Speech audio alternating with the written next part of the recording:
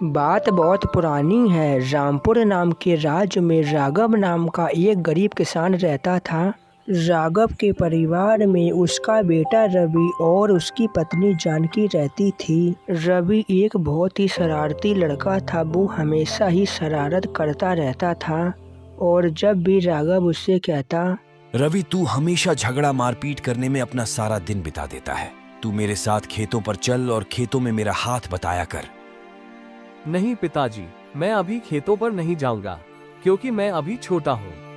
ऐसे ही कुछ साल बीत जाते हैं। रवि अब बड़ा हो गया था तो राघव ने रवि से कहा, बेटा अब मेरी उम्र हो गई है, इसलिए मैं थकान महसूस करने लगा हूँ और भगवान की दया से तुम काम करने के लायक हो गए हो, तो तुम अब काम करके हमें खिलाया करो। पिताजी, आपने मुझे इतने दिनों से खिलाया पिलाया है, थोड़े दिन और खिलाओगे तो क्या हो जाएगा। उसकी ऐसी बात सुनकर राघव चुप हो गया। राघव के समझाने का रवि पर कोई भी असर नहीं पड़ता और वो रोज की तरह ही इधर उधर घूमने के लिए निकल गया और इसी तरह कई साल बीत गए। बेटा अब तो तुम्हारी दाढ़ी मूछ भी निकल आई है और अब तो सच में मैं बूढ़ा हो गया हूँ। अब तो तुम कोई काम धंधा करो। पिताजी, आप तो मेरे पिता हो, आपने ही मुझे पैदा किया है। मुझे जीवन भर खिलाने का आपका कर्तव्य है। आप अपने कर्तव्य को निभाओ, मैं तो कोई भी काम नहीं करने वाला। ये कहकर रवि वहां से चला गया। जानकी, मैं तो रवि को समझाते समझाते थक चुका हूँ, लेकिन वो तो मेरी बातों पर बिल्कुल भी ध्यान ही नहीं देता। क्या अब मुझे अपने बुढ़ापे की जिंदगी में भी काम ही करना पड़ेगा? क्या मुझे कभी आराम नहीं मिलेगा? आप इस तरह दुखी मत होइए। आप रवि की शिकायत सरपंच जी से कर दीजिए। सरपंच जी जरूर रवि को समझा देंगे या फिर डरा धमका कर इसकी अक्ल ठिकाने ले आएंगे। अपनी पत्नी की बात मानकर वो सीधे सरपंच जी के घर की तरफ निकल गया।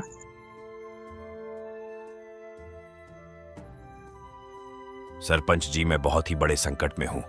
अब आप ही मुझे इस संकट से निकाल सकते हो। बोलो राघव, क्या बात है?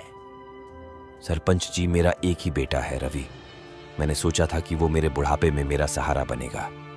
मैंने उसे बड़े ही लाड प्यार से पाला था और अब मैं बूढ़ा हो गया हूँ तो मेरा बेटा रवि कोई भी काम नहीं करता। वो दिन भर यहाँ वहाँ बस घूमता ही रहता है और लोगों को शरारत करके परेशान करता रहता है। और जब मैंने उसको समझाया तो वो मुझसे कहता है वो जीवन भर कोई भी काम धाम नहीं करेगा, मुझे ही उसे जीवन भर कमा कर खिलाना होगा। तुम्हारा बेटा तो सच में बहुत स्वार्थी है, लेकिन तुम चिंता मत करो, मैं उसे जरूर सबक सिखा दूंगा। बिरजू, तुम जल्दी से जाकर रवि को मेरे पास बुलाकर लाओ। फिर सरपंच जी का आदमी जल्दी से गया और रवि को ढूंढकर सरपंच जी के पास ले आया।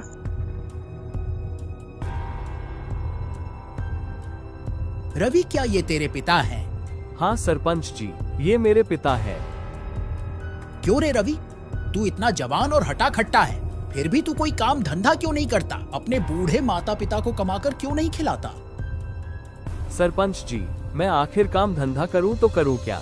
मैंने कभी भी कोई भी काम करना नहीं सीखा और अब कोई भी काम सीखने की मेरी उम्र नहीं है। रवि, तुझे ऐसा कहते हुए शर्म नहीं आ रही? तू चाहे कुछ भी काम कर, चाहे मजदूरी या किसी के नौकर बनकर काम करो, ये तुम्हारी इच्छा है, लेकिन तुम्हें अपने माता पिता को कमाकर खिलाना ही पड़ेगा। और ध्यान रखना, अगर मुझे तुम्हारी फिर से कोई शिकायत मिली तो मैं तुम्हें बिल्कुल भी नहीं छोड़ूंगा।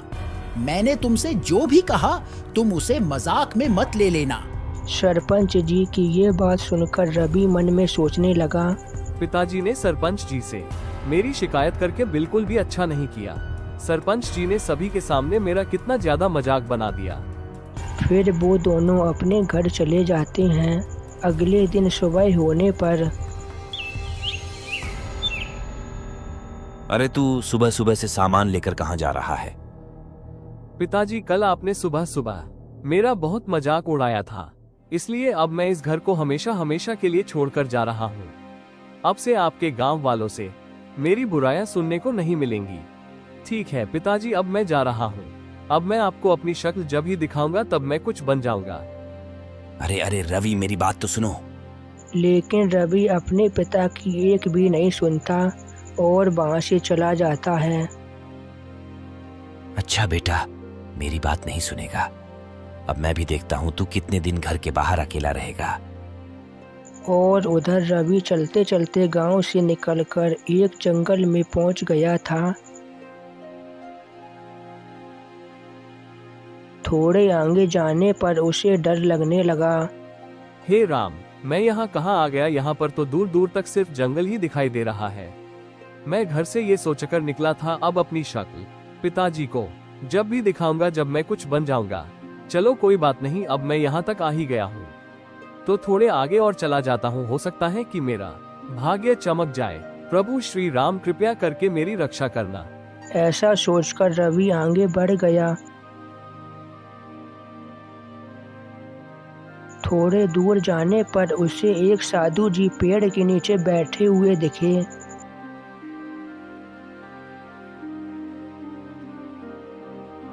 साधु जी, आप इस जंगल में अकेले क्या कर रहे हो? क्या आपका इस दुनिया में कोई भी नहीं है जो आप इतने घने जंगल में अकेले बैठे हो?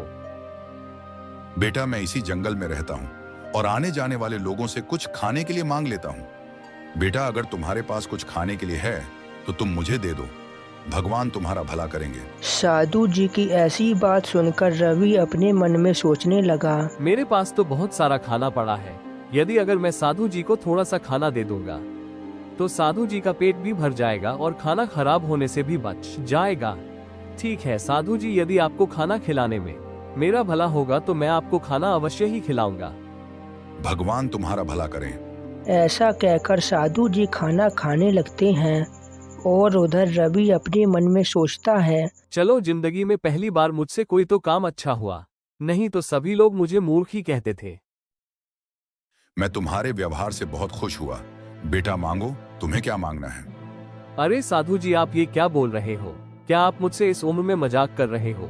आपको देखकर ऐसा लगता नहीं है कि आपके पास मुझे देने के लिए कुछ भी होगा। बेटा, तुम मेरे हाल पर मत जाओ, तुम मुझे अपनी इच्छा बताओ। यदि ऐसी बात है तो साधु जी, आपके पास जो भी अपनी कीमती वस्तु है आप मुझे वो दे दीजिए। फिर साधु जी रवि को एक चैन देते हुए कहते हैं, तुम इस चेन को पहन लो, मेरे पास यही सबसे कीमती वस्तु है। अरे साधु जी, ये तो एक साधारण सी चैन है। ये कोई साधारण चैन नहीं है। तुम इस चैन को जैसे ही पहनोगे और इस चैन में हाथ लगाओगे तो इस चैन से एक जादुई चिड़िया बाहर निकल आएगी और वो चिड़िया तुम्हारी सारी इच्छाएं पूरी करेगी। लेकिन एक बार ध्यान रखना, जब तक ये माल तुम्हारे पास रहेगी तब तक ही तुम जादुई तोता को बुला सकोगे। ये तो बहुत अच्छी चीज है। अब मैं सबको दिखा दूंगा कि रवि कोई नालायक नहीं, दुनिया में सबसे ज्यादा होशियार व्यक्ति है। फिर रवि वो चैन पहन लेता है और आगे बढ़ जाता है। ये चैन क्या सच में जादुई चैन है? क्यों ना मैं एक बार इसकी परीक्षा लेकर देखूं। फिर रवि रुककर उस चैन पर हाथ रखता है। तभी वहाँ पर एक चिड़िया आ जाती है। मैं चिड़िया, बताइए क्या आदेश है आपका राजा जी? चिड़िया रानी, मुझे बहुत जोरों से भूख लग रही है, तो तुम मेरे लिए एक स्वादिष्ट भोजन की थाली लेकर आओ। जैसी आज्ञा आपकी। इतना कहकर वो चिड़िया वहाँ पर एक स्वादिष्ट भोजन से भरी हुई थाली प्रकट कर देती है। अरे बाप रे, इतना स्वादिष्ट भोजन तुम मेरे लिए लाए हो। अब तो इसे खाकर मजा ही आ जाएगा, क्योंकि कई सालों बाद मुझे इतना स्वादिष्ट खाना खाने को मिला है। जरूर वो साधु जी एक चमत्कारी साधु है, जिन्होंने मेरी परीक्षा लेने के बाद मुझे उपहार में ये जादुई चैन दी है। फिर जब रवि ने खाना खा लिया तो चिड़िया ने फिर से थाली को गायब कर दिया। बताइए अब दूसरा क्या आदेश है मेरे लिए? चिड़िया रानी, क्या तुम मुझे राधापुर गांव में मेरे मामा के पास पहुंचा सकती हो? उनसे मिले हुए काफी समय हो गया मुझे। ठीक है, मैं अभी आपके लिए कुछ व्यवस्था करती हूँ। ऐसा कहकर चिड़िया ने वहाँ पर अपने जादू से एक बड़े से गिद्ध को प्रकट किया। ये लीजिए, आप इस गिद्ध के ऊपर बैठ जाइए।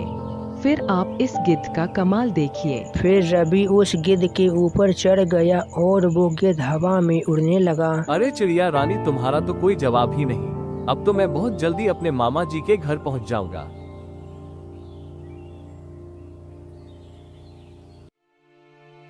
ये लीजिए, हम राधापुर गांव पहुंच गए हैं।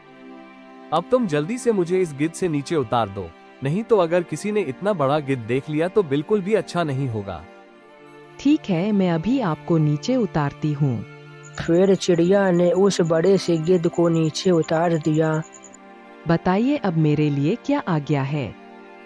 अब तुम इस बड़े से गिद्ध के साथ गायब हो जाओ, और जब मुझे तुम्हारी जरूरत पड़ेगी तो मैं तुम्हें बुला लूंगा। लेकिन हाँ, आज मेरे मामा जी के घर खाने में क्या बना है, क्या ये तुम मुझे बता सकते हो?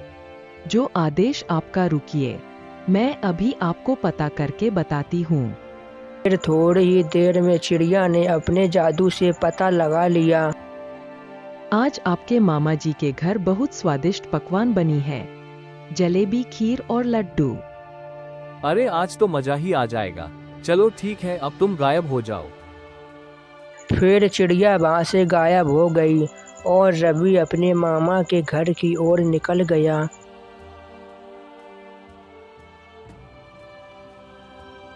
राम राम मामा जी।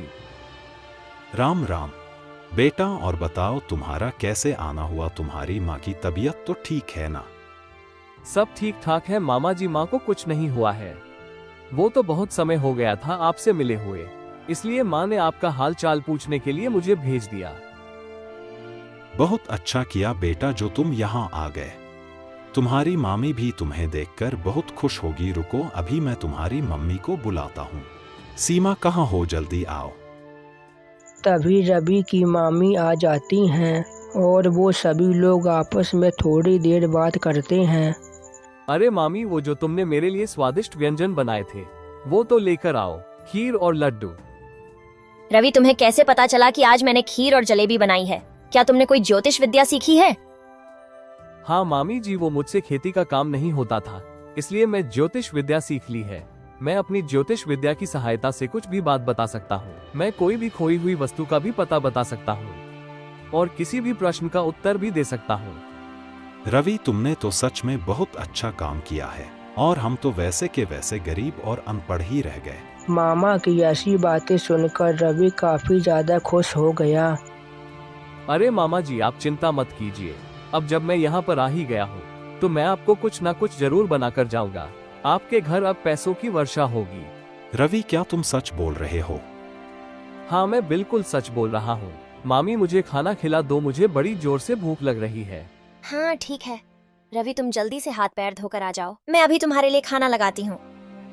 फिर दूसरे ही दिन से रवि की मामी सीमा गांव में जहाँ कहीं भी जाती, वहाँ पर मुफ्त में ही रवि की ज्योतिष विद्या का विज्ञापन कर देती। मैं कल ही तुम्हारे घर आऊंगी। यदि रवि की बताई हुई बात से मेरी अंगूठी मिल गई तो मैं उसे अपने घर भोजन के लिए आमंत्रित करूंगी। हाँ हाँ बहन, जरूर आना। मेरा रवि तुम्हारी खोई हुई अंगूठी के बारे में अवश्य ही बता देगा।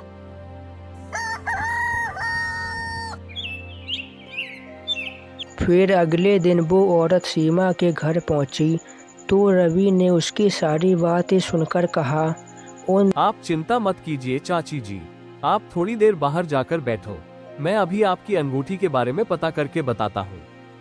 अच्छा ठीक है रवि, हम अभी बाहर चले जाते हैं। उन दोनों के कमरे के बाहर जाते ही रवि ने अपनी चैन पर हाथ रखा और चिड़िया को वहाँ पर बुला लिया। तो उस चिड़िया ने अपनी जादू शक्ति से उस औरत की अंगूठी के बारे में पता करके रवि को बता दिया। तो रवि ने उस औरत को वहाँ पर बुलाया और उससे कहा, चाची जी, आपकी अंगूठी चोरी नहीं हुई है, बल्कि आपकी गाय माता ने गलती से उसे चारे के साथ खा ली है। आप उसे बहुत सारा चारा खिलाए तो गोबर के साथ आपकी अंगूठी भी बाहर आ जाएगी। उस औरत ने घर जाकर अपनी गाय माता को बहुत सारा चारा खिलाया। खाओ खाओ मेरी प्यारी गाय माता, तुम बहुत सारा चारा खाओ। फिर अगले दिन जब गाय माता ने गोबर किया तो गोबर में उसकी अंगूठी मिल गई। अरे सच में मिल गई? मेरी अंगूठी रवि तो बहुत बड़ा ज्योतिष है। इस तरह रामपुर गांव में और उसके आसपास गांव में भी रवि पंडित की चर्चा बहुत तेजी से होने लगी। अरे भाई, मेरी बकरी नहीं मिल रही। मुझे कुछ समझ में नहीं आ रहा, मैं क्या करूं? अरे भाई, तुम अपने गांव के राजू पंडित के यहाँ चले जाओ। वो तुमको बकरी क्या, उसके पूरे खानदान के बारे में बता देगा। फिर वो आदमी रवि के पास पहुंचा। रवि, मेरी बकरी खो गई है, तो क्या तुम मेरी बकरी का पता बता सकते हो? तो रवि ने उस आदमी को बाहर भेज दिया और अपनी जादुई चिड़िया से उसकी बकरी में पता करके उस आदमी को बुलाया। तुम्हारा बेटा ही तुम्हारी बकरी को चुराकर गांव के मेले में बेचने के लिए ले गया है।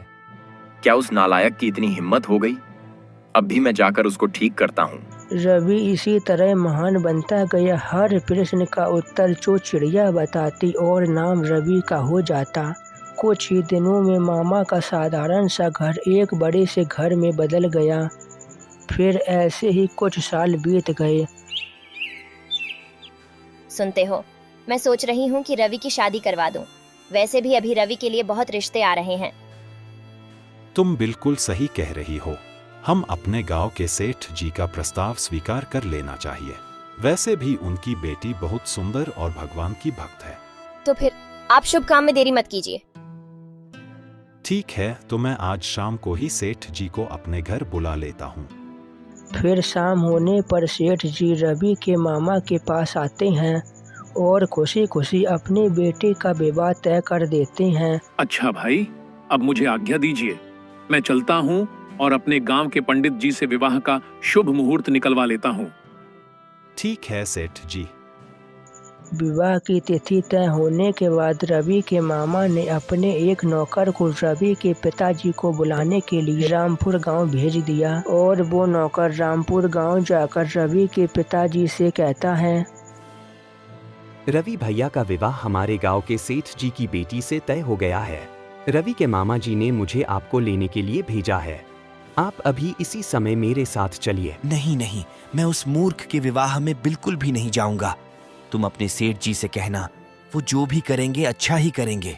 नौकर के बहुत समझाने के बाद भी कि रवि अब एक बहुत महान व्यक्ति बन गया है, लेकिन फिर भी उसके पिता रवि के विवाह में आने के लिए तैयार नहीं होते।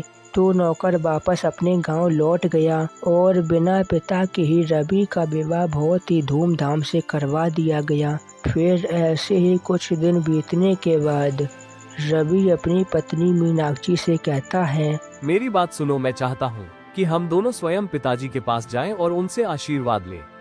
हो सकता है कि तुम्हें देखकर उनका गुस्सा शांत हो जाए। हाँ, आपने बिल्कुल सही कहा। मैं भी आपसे यही कहना चाहती थी। वैसे भी वो आपके पिता है, तो हमें उनसे माफी मांगने में कोई भी संकोच नहीं करना चाहिए। ठीक है, तो हम कल सुबह ही रामपुर गांव के लिए निकल जाएंगे।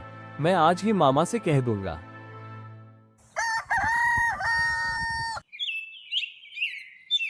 फिर अगले दिन रवि अपने मामा से विदा लेने के बाद अपने ससुर जी के घर जाता है। अच्छा रवि बेटा, अच्छा होता कि तुम पैदल जाने की बदले बैलगाड़ी या कुछ आदमियों के साथ चले जाते। मेरी मानो तो तुम बैलगाड़ी से चले जाओ, तुम्हें पैदल भी नहीं चलना पड़ेगा। नहीं ससुर जी, हम दोनों पैदल ही चले जाएंगे। वैसे भी मैं एक ज्योतिषी हूँ, तो मुझे पता है कि मुझे कैसे जाना ठीक रहेगा। ठीक है रवि, तुम जैसा समझो। हम सबका आशीर्वाद तुम्हारे साथ है। रवि पैदल ही अपने पिता से मिलने के लिए रामपुर गांव की ओर निकल जाता है।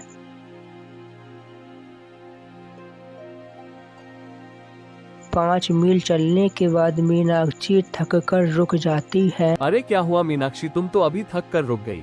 अभी तो हमें 2 दिन तक और चलना पड़ेगा। नहीं नहीं जी, अब तो मैं बिना सवारी के बिल्कुल भी नहीं चल सकती। फिर वो सवारी चाहे घोड़ा गाड़ी हो या गधा गाड़ी, ना होकर बैल ही क्यों ना हो। अपनी पत्नी की बात सुनकर रवि ने अपने मन में सोचा, मेरे लिए बैल का प्रबंध करना कौन सी बड़ी बात है। मुझे अपनी पत्नी की ये इच्छा तो पूरी करनी ही चाहिए। रवि का शरारती दिमाग बहुत ही दिनों बाद एक बार फिर से शरारत करने के लिए तैयार हो गया। वो अपने मन में एक शरारत की योजना बनाते हुए बोला, अच्छा ठीक है, अगर तुम नहीं चल सकती तो तुम यहीं बैठकर थोड़ा आराम करो जब तक मैं नदी से नहाकर आता हूँ। ठीक है जी, लेकिन आप अपना ध्यान रखना। फिर रवि नदी की ओर चला गया। अब मैं बैल बनकर मीनाक्षी को थोड़ा परेशान कर लेता हूँ। कम से कम रास्ते में थोड़ा सा मजा तो आना ही चाहिए। और वैसे भी अपनी पत्नी को मजाक में परेशान करना कोई गलत काम नहीं है। मैं जादुई चिड़िया को यहीं बुला लेता हूँ, नहीं तो मुझे कोई देख लेगा और इस जादुई चैन का राज सभी को पता चल जाएगा। इतना बोलकर रवि ने चैन पर हाथ रखा और जादुई चिड़िया को बुला लिया। बताइए अब मेरे लिए क्या आज्ञा है? चिड़िया रानी, तुम मुझे अभी इसी समय बेल बनाकर गायब हो जाओ। चिड़िया उसी समय अपने जादू से रवि को बैल बना देती है और वहाँ से गायब हो जाती है। लेकिन राजू के बैल बनते ही उसकी चैन टूटकर नदी में गिर गई। लेकिन इस बात का रवि को जरा सा भी पता नहीं चला और वो वहाँ से आगे बढ़ गया। अरे ये क्या, मेरे अंदर से तो बैल की आवाज निकल रही है। फिर तुरंत ही रवि का ध्यान अपनी चैन पर गया तो वो अपने गले में चैन ना देख काफी ज्यादा डर जाता है। हे भगवान, मेरी जादुई चैन कहाँ चली गई? लगता है वो उसी नदी में गिर गई होगी। अरे राम राम, अब मैं क्या करूं? मैं वापस से इंसान कैसे बनूंगा? रवि बस अब खड़े होकर आंसू ही बहा सकता था और जब उधर काफी देर होने पर भी रवि अपनी पत्नी के पास नहीं पहुंचा तो उसकी पत्नी को चिंता होने लगी। इतनी देर हो गई उन्हें यहाँ से गए हुए और वो अभी तक वापस नहीं आए। मुझे नदी के पास जाकर देखना चाहिए। ऐसा कहकर मीनाक्षी नदी की ओर निकल जाती है, लेकिन उसे रवि कहीं पर भी नहीं दिखाई देता। लेकिन तभी उसे एक बैल की आवाज़ आती है और उसे एक बैल दिखाई देता है तो मीनाक्षी डर कर वहाँ से चली जाती है। लेकिन वो बैल भी मीनाक्षी के पीछे पड़ जाता है। मीनाक्षी उस बैल से अपना पीछा छुड़ाने की काफ़ी कोशिश करती है, लेकिन वो बैल मीनाक्षी के पीछे ही आ रहा था। अरे ये बैल तो मेरा पीछा छोड़ने का नाम ही नहीं ले रहा। लगता है इसे सबक सिखाना ही पड़ेगा। अरे मीनाक्षी, मुझे पहचानो, मैं तुम्हारा रवि हूँ। लेकिन तभी मीनाक्षी ने पास से ही एक लकड़ी उठाई और उस बैल को मारना शुरू कर दिया। अरे मुझे मत मारो, मैं तुम्हारा ही पति हूँ, मुझे पहचानने की कोशिश करो। लेकिन तभी वहाँ पर एक आदमी अपने बैल को ढूंढते ढूंढते आ गया। अरे ये तो मेरा बैल मोती है और वो औरत उसे मारे जा रही है और वो मूर्ख खड़े खड़े पिट भी रहा है और जब मैं इसको मारता हूँ तो ये भाग जाता है। अभी बताता हूँ मैं इसे। फिर वो आदमी मीनाक्षी के पास जाता है। अरे बहन जी, आप मेरे बैल मोती को क्यों मार रही हो? इसने आपका क्या बिगाड़ा है?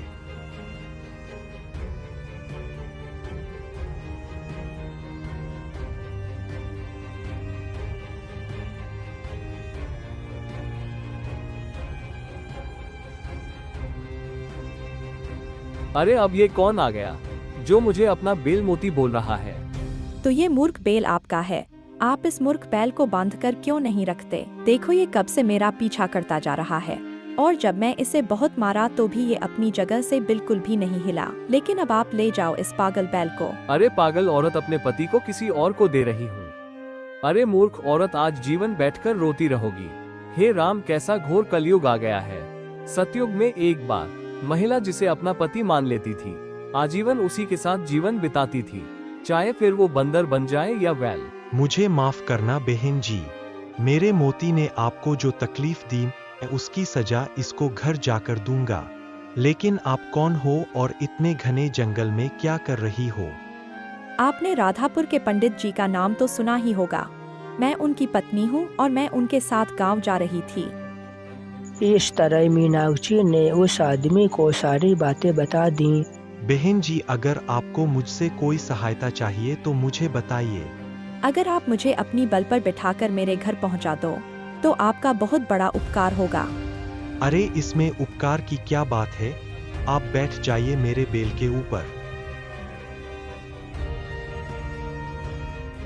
हे भगवान, मैं तो मीनाक्षी के साथ मजाक करने की सोची थी, लेकिन मुझे क्या पता था कि मुझे बैल बनकर उसको अपनी सवारी करनी पड़ेगी। फिर उस आदमी ने मीनाक्षी को उसके घर छोड़ दिया और रवि को लेकर वहाँ से चला गया। पिताजी, ये क्या हो गया? वो मुझे इस तरह छोड़कर कहाँ चले गए? तुम चिंता मत करो बेटी, मैं चारों तरफ उसकी खोज करवाऊंगा। मुझे पूरा विश्वास है कि वो जल्द ही मिल जाएगा। और उधर किसान के घर के बाहर खड़े होकर रवि आंसू बहा रहा था। आज मेरे साथ जो भी हुआ है वो मेरे कारण ही हुआ है।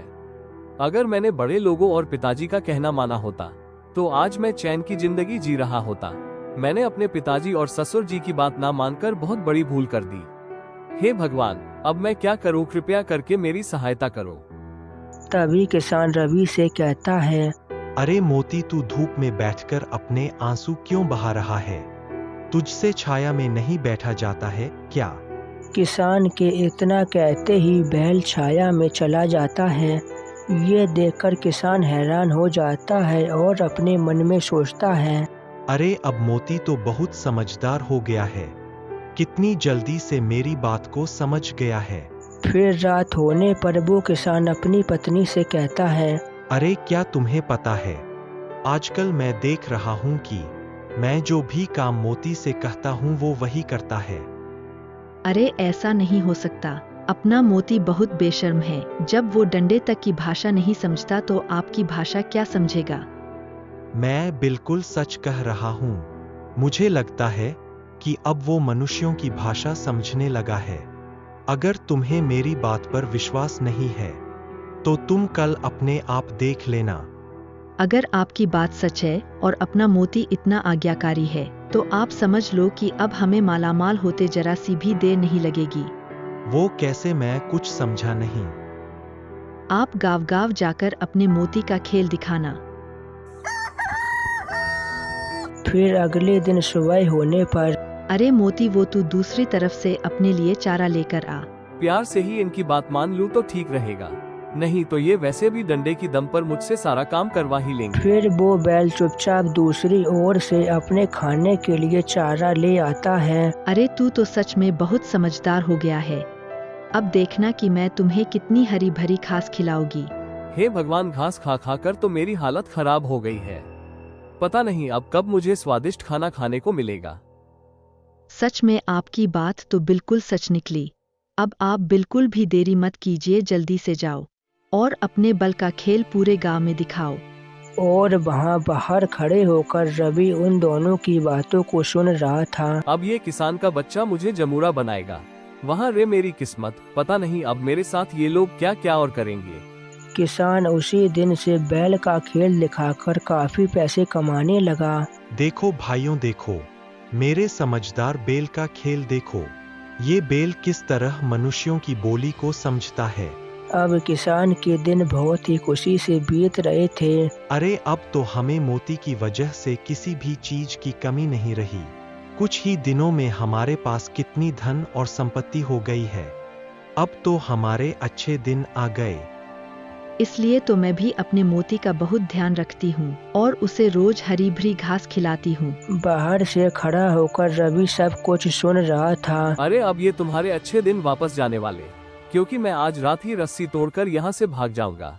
फिर उसी दिन रात होने पर रवि रस्सी तोड़कर वहाँ से भाग जाता है और सीधे उसी जंगल में चला जाता है जहाँ पर उसे साधु जी मिले थे। हे भगवान, मेरी सहायता करो, मेरी सारी गलतियों को माफ कर दो।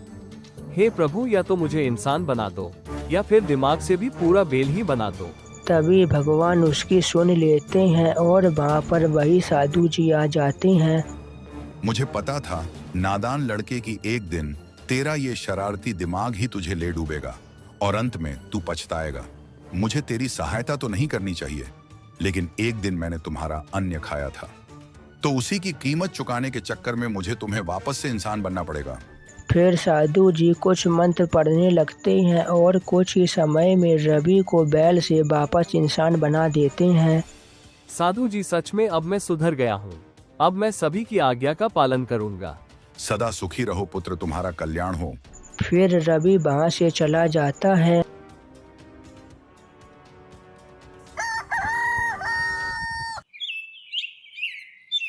और सुबह होने तक अपनी पत्नी के पास पहुंच जाता है। आप मुझे उस दिन अकेला छोड़कर कहाँ चले गए थे? अरे तुम ऐसा समझ लो कि मैं रास्ता भटक गया था और अब सही रास्ते पर आ गया हूँ। फिर कुछ दिन बीतने के बाद ससुर जी अब मुझे विदा कीजिए, मुझे अपने पिताजी से मिलने के लिए जाना है। जाओ बेटा, भगवान हमेशा तुम्हारी सहायता करे। लेकिन इस बार मैं पैदल नहीं जाऊंगी। नहीं नहीं, बिल्कुल नहीं जाएंगे। हमको जैसे ससुर जी विदा करेंगे हम वैसे ही जाएंगे। फिर सेठ जी ने अच्छी सी बैलगाड़ी में रवि और उसकी पत्नी को विदा कर दिया।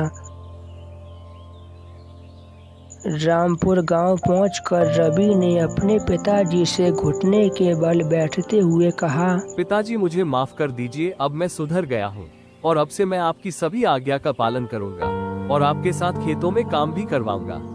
बेटा, मुझे तुम्हारे मामा जी से सब कुछ पता चल चुका है और अब मैं बहुत खुश हूँ। मैंने तुम्हें माफ कर दिया। तो दोस्तों, हमें इस कहानी से यही शिक्षा मिलती है कि हमें कभी भी शरारत नहीं करनी चाहिए और हमेशा भगवान जी की पूजा करनी चाहिए और अपने माता पिता की आज्ञा का पालन भी करना चाहिए। राम राम।